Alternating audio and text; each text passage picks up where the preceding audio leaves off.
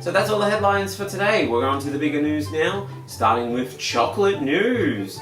So by now, you have no doubt heard about the infamous Glasgow Experience, aka Willy's Chocolate Experience, a name that really reeks of, but we have a Willy Wonka chocolate factory at home, and really delivered on that very basic premise. For those of you who somehow missed this or have rightly purged it from your brains, Willy's Chocolate Experience was an unlicensed event based on Charlie and the Chocolate Factory.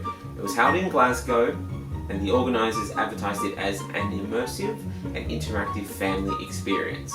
The promotional website stated that the experience would have dreamlike AI-generated images. And it was like many dreams that I have had, in that it made no sense and bore little resemblance to any form of reality that it was supposed to be reflecting. The children who showed up to this chocolate experience were greeted by what is the best way to put it, like an empty rubbish warehouse with nothing in it. Yeah, that's it. Nailed it. Really nailed it. So they walked through like an empty rubbish warehouse with nothing in it. Which contained a bouncy castle, an AI-generated backdrop which was entirely too small, and enough plastic lollipops to choke a school of fish when they are inevitably thrown into the trash. And in which children were given, you guessed it, a single jelly bean and half a cup of lemonade. Wait, so no chocolate at all?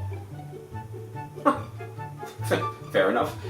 Why would I expect any chocolate at, what was it called again? Oh yes, yeah, that's it.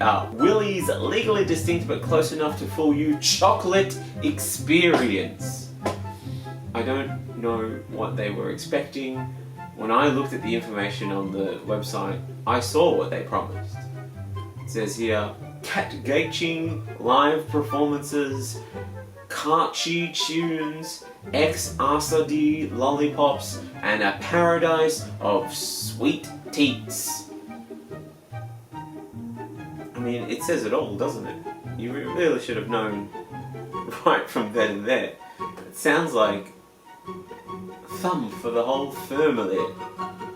And did they ever get what they were promised? Well, you better believe it. As AI-generated scripts introduced us to the newest addition to the legally distinct Willy's Chocolate Family Experience, the Unknown, who is an evil chocolatier who lives inside the walls, who actually did an excellent job scaring the children. It's the Unknown! And I will tell you from experience, as someone who has worked in my fair share of terrible, immersive walkthrough experiences, they don't all go down this well.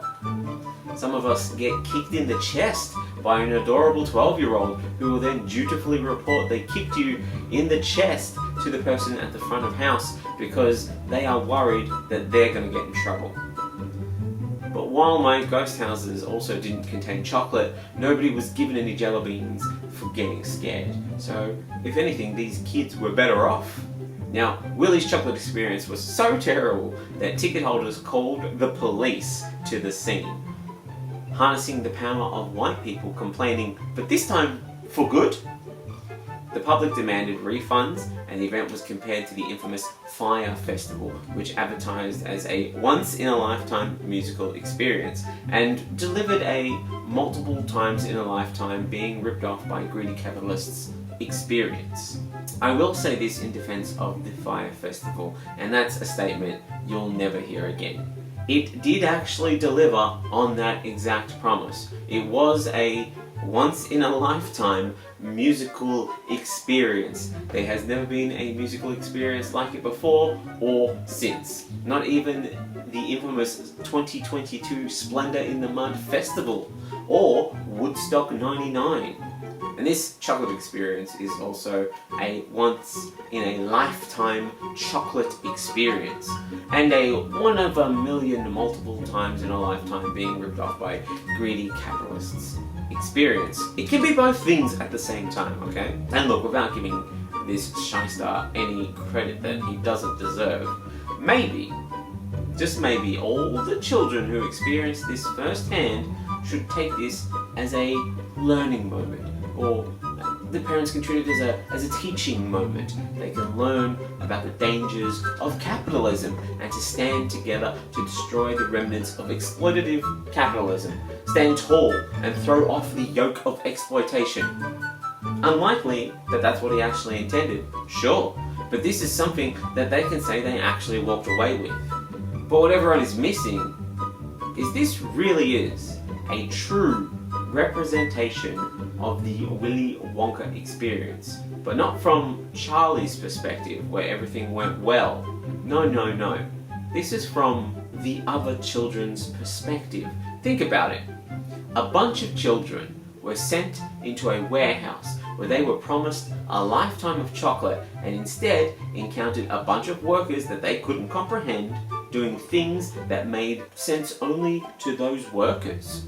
At the whims of a factory owner who was standoffish to the outside world and whose creation disappointed a bunch of parents and left some children with experiences that they'll carry with them for the rest of their lives. That sounds exactly like the experiences of the other children at the Wonka Factory experience. The UK's Channel 5 will release a one-off documentary titled Willy Wonka, the Scandal That Rocked Britain. And, hang on, rocked Britain? Look, okay, calm down. Calm down. Just calm your farm, Channel 5. Rocked Britain? I mean, okay, for starters, it was in Glasgow. One town, and only one town, that, if I'm being generous, large chunks of Britain would be so quick to shit on whenever given the chance. But come now, rocked Britain? Come on. I know that we're all seeking more eyeballs, but this is an oversell that reeks of desperation at the best of times. Actually, the documentary appears to be offering up an overhyped experience that can't possibly live up to the hype of its promotion in order to exploit the most amount of money from that situation being ripping off of families and making children sad. I'd also say exploiting actors, but at this point that's pretty much par for the course. Actors get fucked over all the time in the arts industry. They kind of knew what they were getting into when they signed on to this in the first place. This Like an empty rubbish warehouse with nothing in it. In chocolate news closer to home, we're going over to Tasmania, the last bastion of the Liberal Party. As Tasmanian Premier and drowning man looking for a straw to grasp onto, Jeremy Rockcliffe has vowed to build the world's largest chocolate fountain if he was re-elected. Good thing 51% of Tasmanian households aren't experiencing food insecurity, and Tasmania isn't the state with the highest level of poverty in Australia, or else all this talk of chocolate fountains might seem like a desperate, gaudy distraction, which it totally isn't. I mean, come on! After all, Rockcliffe has committed $12 million to this chocolate experience. Wait. Chocolate experience? Looks like we're ramping up to build Jeremy's Chocolate Experience! Is this how we plan to make money in Tasmania, overcharging Australian families for terrible underfunded experience that leave them disappointed in the delivery? Oh, wait, so it's just business as usual in Tasmania then, damn it. I thought we were onto something. Rockcliffe has bragged the fountain would be the greatest thing to happen to tourism since Mona, an art gallery with a tattooed man, an exhibition that contains mould, and a machine that generates poop. Hitting the heights of tourism. To be fair, they are destroying all their forests and wildlife, so they will only have Mona, and now that they've made the mistake of voting the Liberals in again, this fountain! Oh, and the Spirit of Tasmania. I mean, it's not a tourist hotspot for people, but for some reason, people really fucking love cruises. Rockcliffe said that the government would kick in $12 million to make the chocolate experience a reality, including $2 million to help the design and planning, and another $2 million for early site work, and then $8 million for unspecified activities if agreed milestones were met. Now, there's a nice clean way of describing money I'll be embezzling. I'll be remembering that description for my next grant application. Money for unspecified activities if agreed milestones are met. Fucking vague, very good, very vague.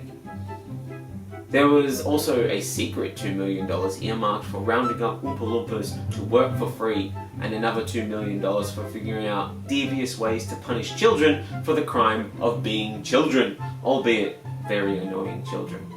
It is unclear whether the public would be able to taste Tasmania's proposed chocolate fountain, or what sort of food safety regulations the proposal would have to meet. Presumably the first rule would be that the chocolate must never be touched by human hands. The second rule would be you don't talk about Oompa Loompa Fight Club. And the third rule, well, it's really more of a guideline than a rule. They will have to regulate the levels of traumatic horror in the unnecessary tunnel of evil images that you have to travel through in order to get to the chocolate fountain.